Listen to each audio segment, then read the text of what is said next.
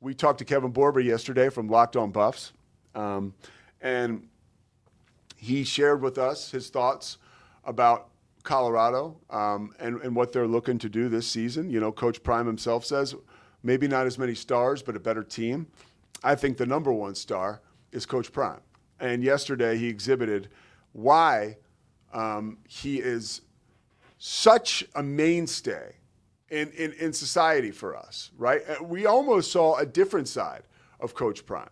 And the reason that someone like me gets so hung up on Deion Sanders is because it's somebody who's I'm in my mid-40s. Deion's been in my life since I'm like 7 years old. The whole way. And honestly, it's been all fun. Like, as a dual sport athlete, you know, when he played for the Braves and the Reds and the Yankees, like, Deion Sanders could have been an everyday player in Major League Baseball had that been his goal and his mission. He had some amazing sparks that he showed, especially with the Braves, but and maybe a little less notable because he really wasn't very good when he was with the Yankees. But, like, he had an inside the park home run against the Royals when he was with the Yankees. It was just like take your breath away stuff.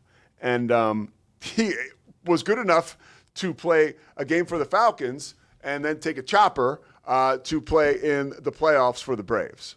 Like, that's how good this dude was. And that was a big story. And maybe he made it a little bit about himself as a young man, but who cares? Okay? And he was the old story goes when he was in the meeting room with Jerry Glanville, and I heard this from Jerry Glanville when I used to work for McShay and I worked for the War Room, Scouts Inc., and we would do stuff with the CBS NFL Today crew when Glanville was on. Glanville would say Deion would be asleep in the meeting room, and Glanville would be like, Deion, wake up. Deion would wake up, and he would just say, Coach, I got one guy. And he would go back to sleep, you know? And that's who he was. You know, he was a lockdown corner that was going to shut down your best wide receivers. And he was also a lethal punt returner and wide receiver, right? So he collects Super Bowls.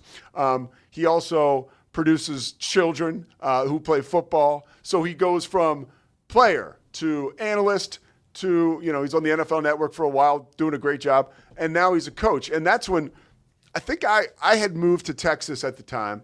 So this is like 2016. And I know Deion Jr. played for SMU.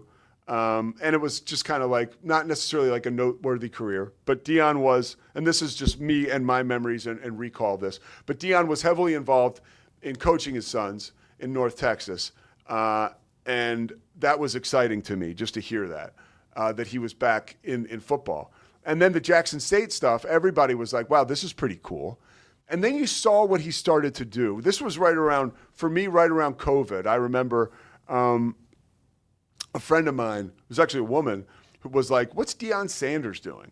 And she was a Cowboys fan. She kept saying, what's Deion Sanders doing? And he was on Barstool all the time. So then he brokers a deal with Barstool. He's just like always one step ahead, right? And he gets to college and people are like, it's not going to work. It's not going to work. His first year is rough. Even watching their opening game last year against North Dakota State, I was like, man, this is rough. These guys could be in trouble. And like, he just believes. Like, there's something about this dude, right? And obviously last year, Travis Hunter and Shedeur Sanders didn't hurt. But like, you talk about a power greater than. This guy's got it, right? So yesterday, and the reason I say that is because they turned the season around last year. They have a great year, by all accounts. Flirt with the college football playoff. Didn't get in. Okay, fine. They lost the Alamo Bowl. It was not like a great end of the season by any stretch. But even the little stuff, like Coach Prime had all his guys playing in those games. Like, it's just like, he's old school too. And yesterday, he goes to the podium. We knew he was going to have that press conference. We talked to Borba about it. And he mentions that he's had bladder cancer, and his doctors, note, most importantly, that he's beaten it.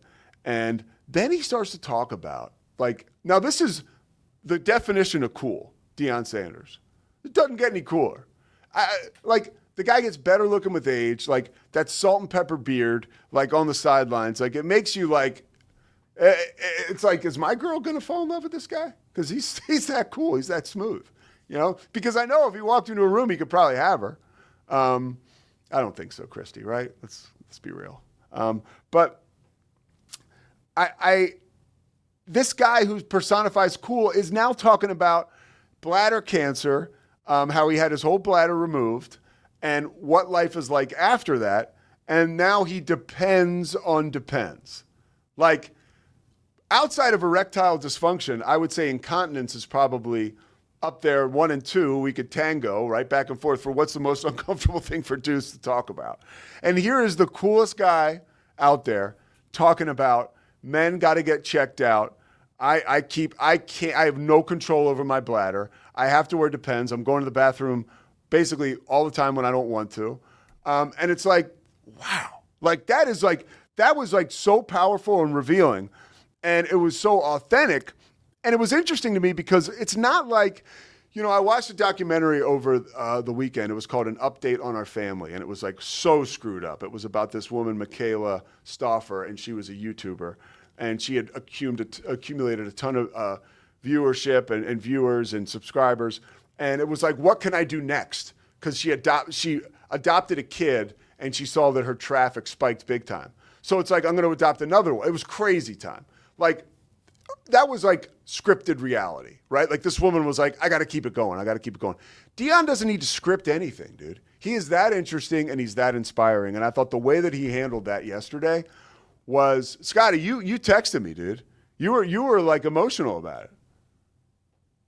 And he can't even talk right now.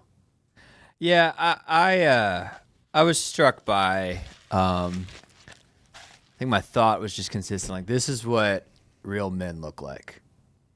And just overwhelmed and impressed by, not that, yes, overwhelmed and impressed by, he's gone through this, he's beaten cancer, he still wants to coach football, which is wild. Yeah. Like wild.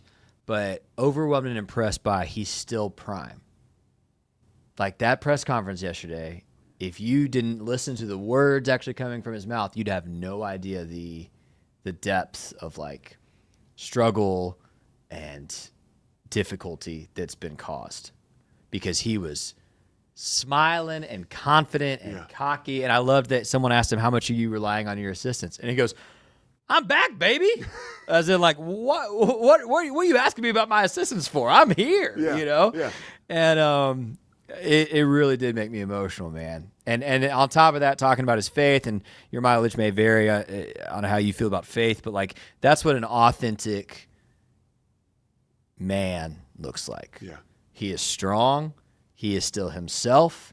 He has his priorities where he thinks they need to be, and I loved his whole takeaway from all of this is not, and he said this very explicitly, it's not like, why am I going through this, or this is so hard. Never why me. Or like, it was always, how can I use this to better other people?